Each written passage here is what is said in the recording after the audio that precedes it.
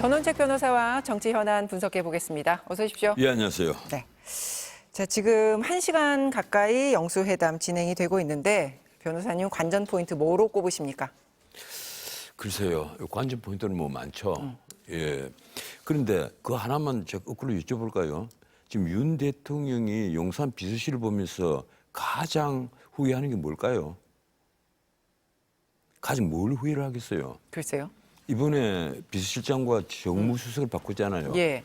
용산 비서실장을 경제통으로 계속 앉히고 뭐 이완석 그 앞에 김대기 정무통으로 앉히자는 거예요. 정무 분석을 못하고 정무 판단을 못 해버렸단 말이에요. 그러니까 지금 이런 사태가 벌어져서 오늘 여야 영수회담이라는 걸 합니다. 이 영수회담이라는 말이 맞는지 안 맞는지는 모르겠는데 두 번째 아마 민정수석을 없앤 걸 그렇게 후회를 할 겁니다.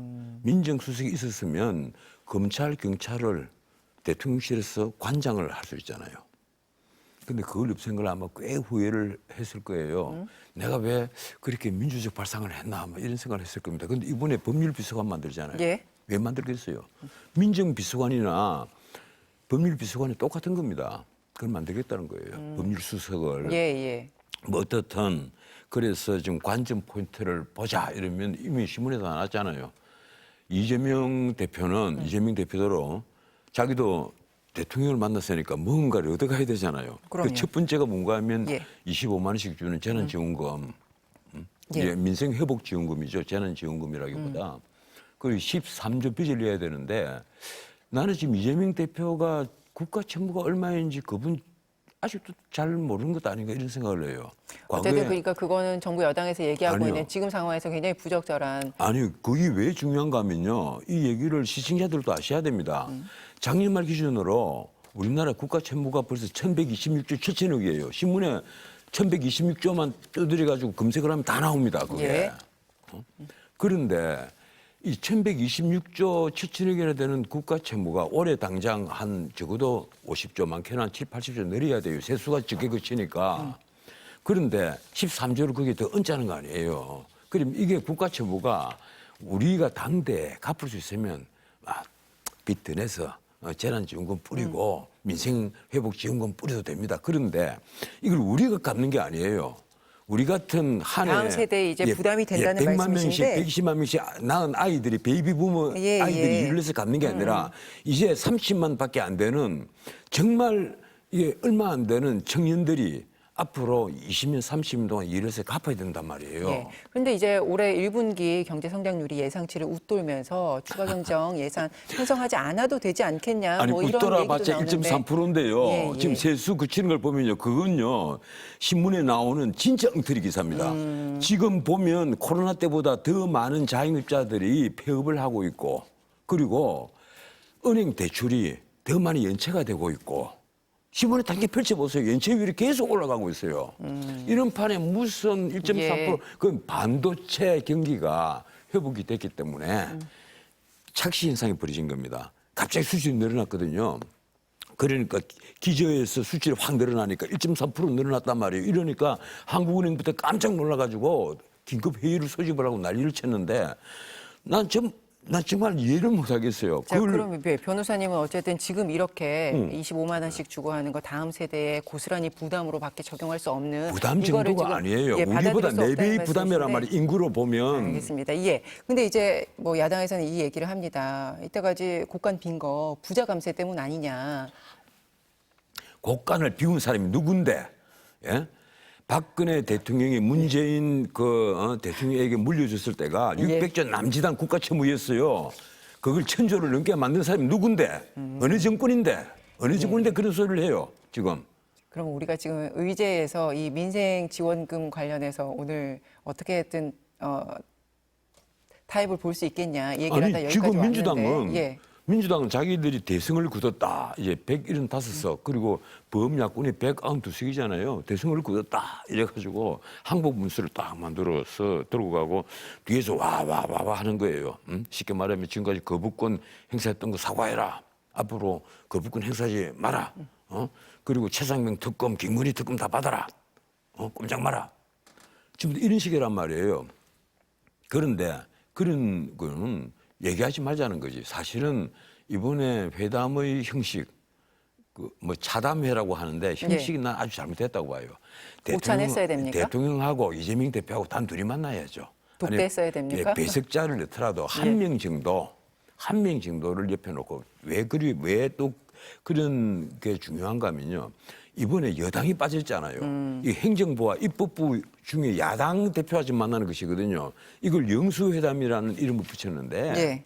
사실은 이것은 강권 국가의 경우에는 통할 수 있는 말입니다.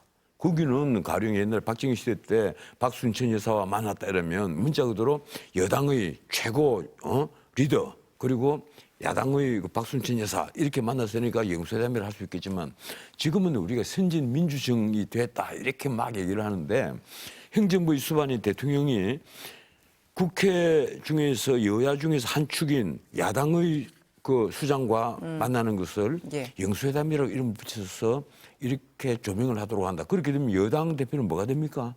지금 여당은 사실상 이제 지도부가 없는 상황이기 없죠. 때문에 예, 여의치도 않고 사실상 이번 총선에서 너무 참패한 이 상황에 큰 책임이 윤 대통령에 있다. 그리고 국민들이 대통령에 대한 지지도도 보내고 있는 부분이 상당히 떨어졌고 이제 이 모든 국면을 타개하기 위해 영수회담이 지금 이번 성사된 것 아니냐 이런 시각들이지 않습니까? 상당히 떨어질 거가 아니고 사상 최하죠. 예, 그러니까 이제 지금 여당 대표가 함께하지, 일전인데 함께하지 아마 못했다는. 이번 주에도 역시 그 20대 초반을 벗어나지 못할 거예요. 근데 정광훈 수치를 말씀 못 드린 것은 MBC가 고생을 하니까. 그러니까요. 예. 지금 우리가 여당 대표가 함께하지 못하는 그 상황에 대해서는 많은 사람들이 공감대가 있을 것 같고 그래서 이제 대통령과 야당 대표가 만나게 된 자리가 됐는데 그리고 사실 대통령이 취임하고 2년 동안이나 한 번도 만남을 갖지 않았다는 부분에 있어서 많은 문제 제기가 있었지 않습니까? 진짜 그래서, 예.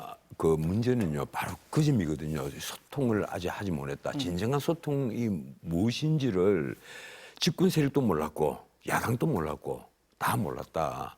진정한 소통은 끊임없이 만나고 얘기하고 대화하는 겁니다. 질문하고 답하고.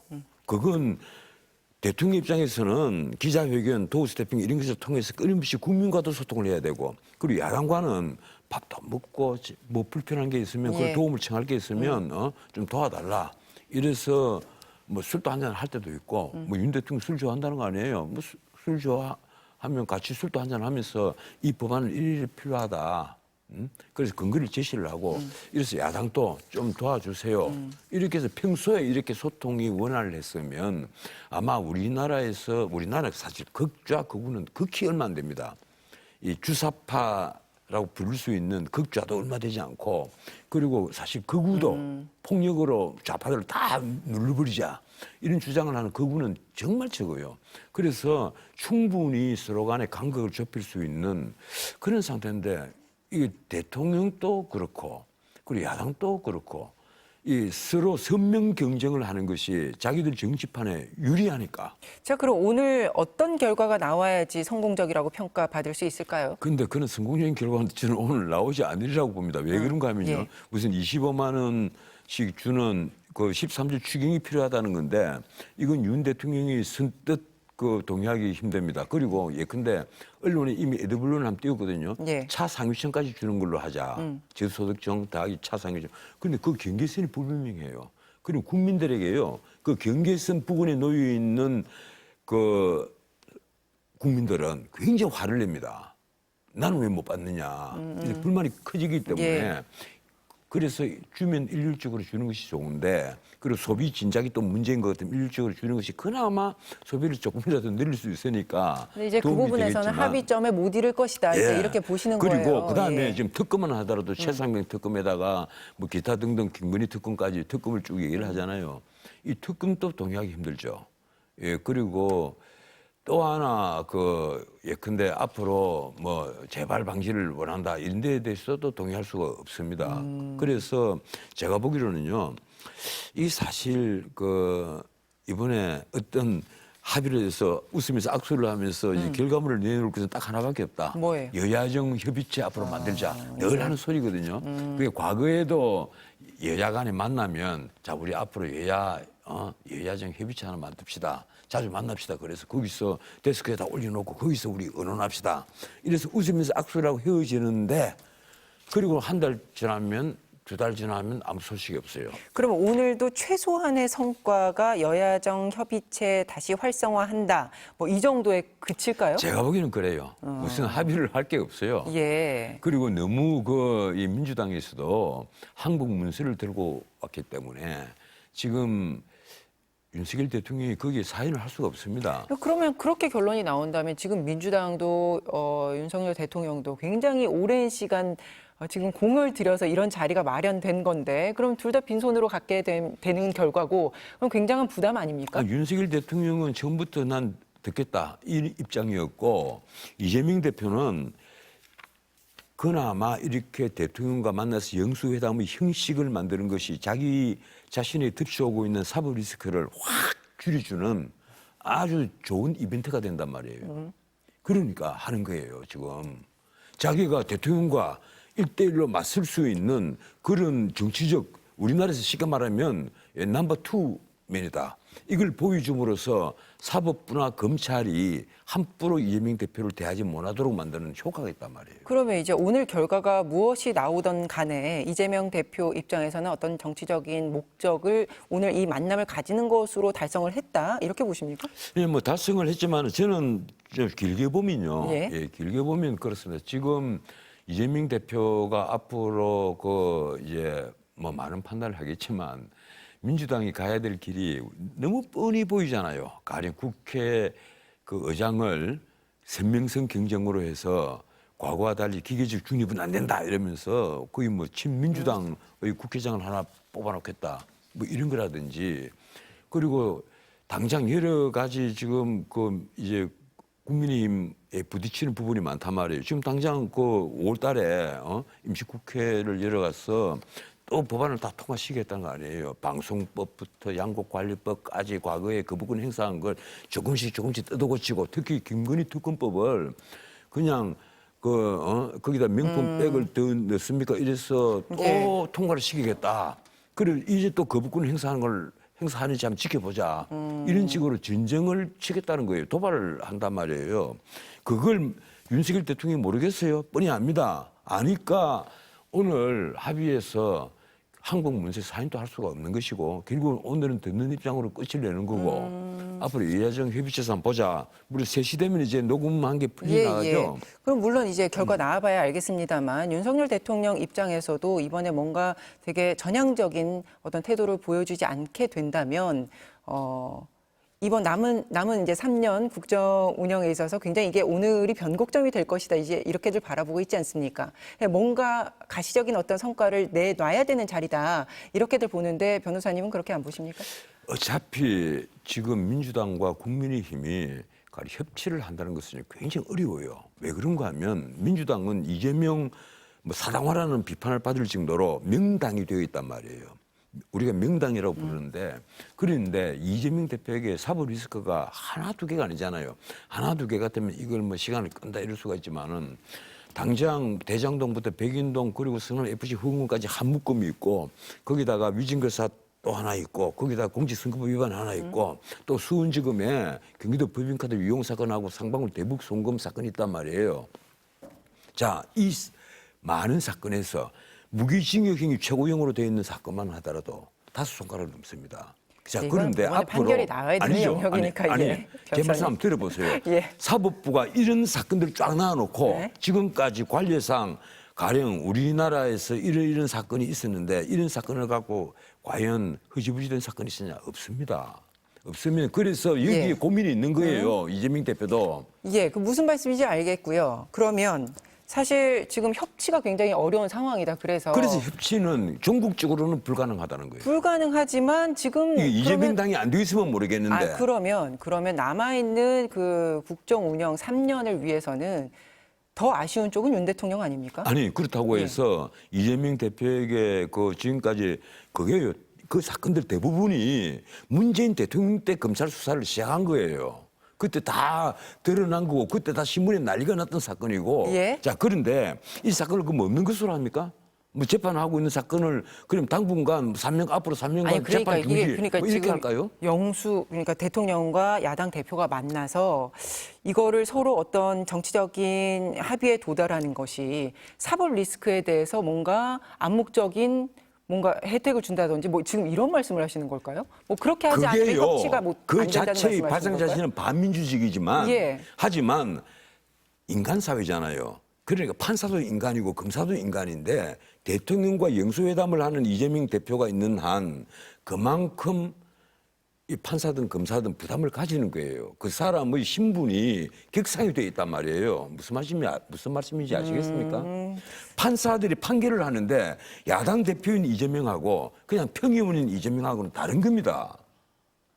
그 개인적으로 이제 그런 생각을 가질 수는 물론 있겠습니다만 이게 방송에서 이게 사법 시스템 자체를 부인하는 듯이 들려서 저는 굉장히 현실이 부적절한데. 그런데요. 현실이 그렇지 않습니까? 알겠습니다. 현실이 수많은 범죄 혐의로 구속영장이 청구되는데 유모 판사가 뭐라고 얘기를 했어요.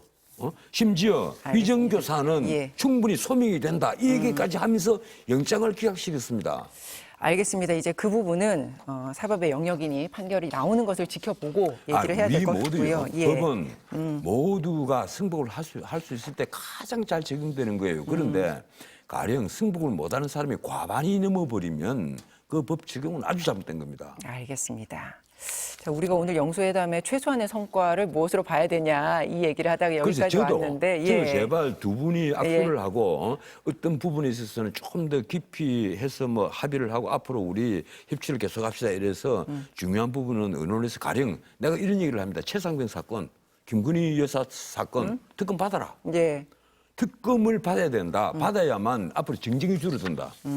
그게 안 받은 이상은 자꾸 문제가 일으켜지고 그리고 받아봤자 예. 김건희 여사 특검은 권력형 비리가 아니기 때문에 큰 문제가 없을 것으로 보이고 최상병 특검은 저도 옛날에 군사법원에서 일을 해봐서 압니다. 이것이 과연 어느 선까지 처벌을 해야 되는 것이고 이게 왜 수사 외압인지 아닌지 저도 대충 오는 감이 있단 말이에요. 저도 법률가잖아요. 예, 그래서 예. 받아라. 그리고 받으면 오히려 민주당과 문재인 전 대통령이 엄청난 부담을 질 거다. 앞으로 왜 그런가 하면 김정숙 특검을 얘기를 하고 김혜경 특검을 얘기를 하면 어떻게 거부를 할 거냐. 그러니까 받아라.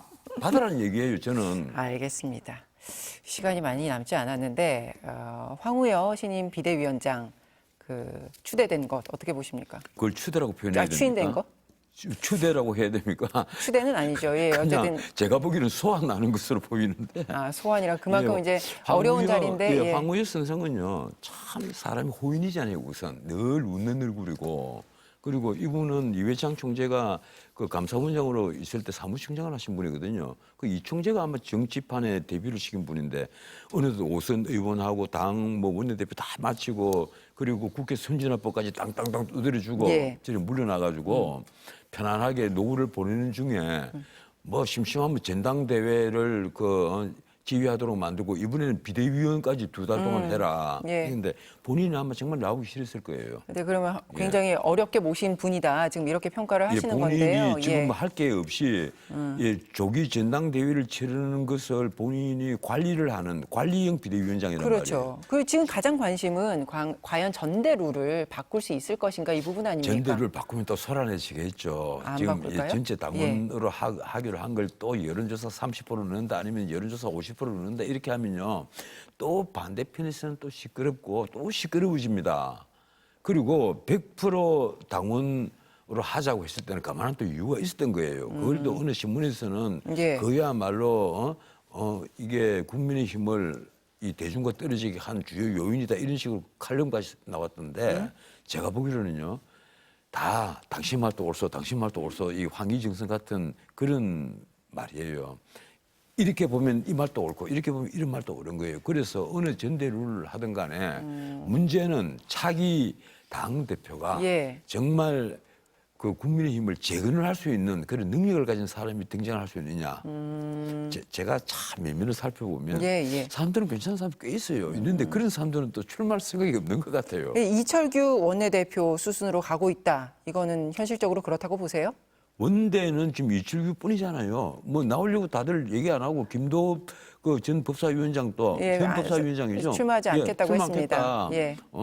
내 건드리지 마라 뭐 이런 건데 왜 그런가 하면 근데 그렇게 가는 게 아니 용산과 소통이 지금 소수당이 돼 있으니까 용산과 소통이 그만큼 중요해진 겁니다. 그럼 수직적 당정 관계에 대한 비판은 어떻게 극복해야 될까요? 그건 원내대표가 알아서 하겠죠. 그걸 극복 못하면요. 예. 자기 정치 운명은 끝나는 것이고 내가 보기에는 이철규 의원 정도면요. 예. 나는 이철규 의원에 대해서 가끔 가다가 단계적으로 감탄을 합니다.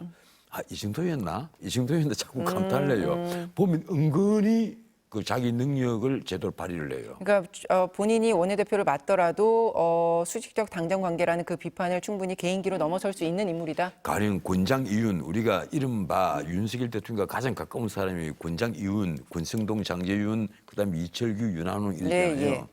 그분 중에서 이철규 의원은 가장 조용했단 말이에요. 그런데 지금 보면 살아남아 있는 사람이 지금 이철규 의원밖에 없어요. 왜 그렇겠어요?